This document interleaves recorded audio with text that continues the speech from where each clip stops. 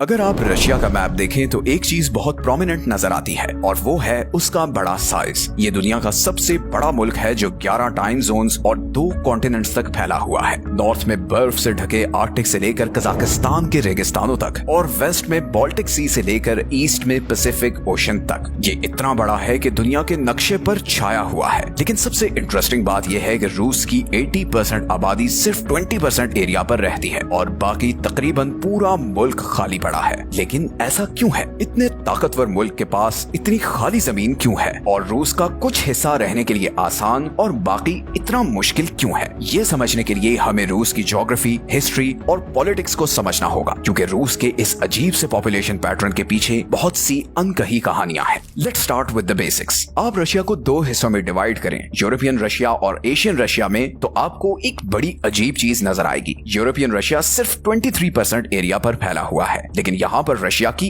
80% आबादी रहती है, जबकि एशियन रशिया, जिसे साइबेरिया या फार ईस्ट रशिया भी कहते हैं, 75% एरिया पर फैला हुआ है और ये मोस्टली खाली है। रूस का कैपिटल मॉस्को भी यूरोपियन रशिया में ही है और सेंट पीटर्सबर्ग भी, जो रशिया का कल्चरल हब है। रशिया का ज्यादातर रेल रोड नेटवर्क, इंडस्ट्रीज और पॉलिटिकल इंस्टीट्यूशंस भी इसी वेस्टर्न साइड पर हैं। लेकिन आखिर रशियन ईस्टर्न साइड की तरफ क्यों नहीं आबाद हुए? ये समझने के लिए हमें सदियों पीछे जाना होगा। शुरू में रूस इतना बड़ा नहीं था जैसे आज है। उस वक्त इस एरिया में छोटी छोटी स्लाविक कम्युनिटीज थीं, जिन्हें आज वेस्ट रशिया और यूक्रेन कहते हैं। ये कम्युनिटीज दरियाओं के पास थीं और यहाँ जमीन भी फर्टाइल थी और मौसम भी बहुत अच्छा था। लेकिन यूरल माउंटेन रेंज के दूसरी तरफ हालात बहुत डिफरेंट थे। जब रशियन एम्पायर ने एक्सपैंड करना शुरू किया तो उसने लोगों को ईस्टर्न साइड पर आबाद करने की कोशिश की, मगर वहाँ जिंदगी गुजारना बहुत मुश्किल था, क्योंकि साइबेरिया अपने शदीद ठंडे मौसम की वजह से मशहूर है। यहाँ पर बर्फ ही बर्फ है। अब यूरोप में जैसे नदियों के इर्द गिर्द आसानी से शहर बन गए थे, साइबेरिया में ऐसा होना मुश्किल था, क्योंकि यहाँ सख्त सर्दी थी और उगता भी कुछ नहीं था। लेकिन फिर सोवियत यूनियन के दौर में चीजें बदलना शुरू हुई। जब सोवियत यूनियन 20th सेंचुरी के शुरू में पावर में आए तो उसके लीडर्स ने डेवलपमेंट और आबादी को ईस्टर्न साइड पर फैलाने का प्लान बनाया, स्पेशली साइबेरिया और फार ईस्ट रशिया में। लेकिन इस दफा लोगों की मर्जी पूछने के बजाय गवर्नमेंट ने उन्हें जबरदस्ती वहां भेजना शुरू किया। जोसेफ स्टालिन की हुकूमत में 1920s से लेकर 1950s तक लाखों लोगों को ईस्टर्न साइड पर भेजा गया। इनमें से कुछ तो पॉलिटिकल प्रिजनर्स थे जिन पर गवर्नमेंट के खिलाफ बोलने का इल्जाम था, और कुछ तो सिंपल शहरी थे जो वहां पर मजदूरी के लिए भेजे गए थे, और कुछ लोगों को तो गुलैग्स बनाकर भेजा गया जो इंतहाई ठंडे इलाके में मौजूद प्रिजन कैंप्स थे।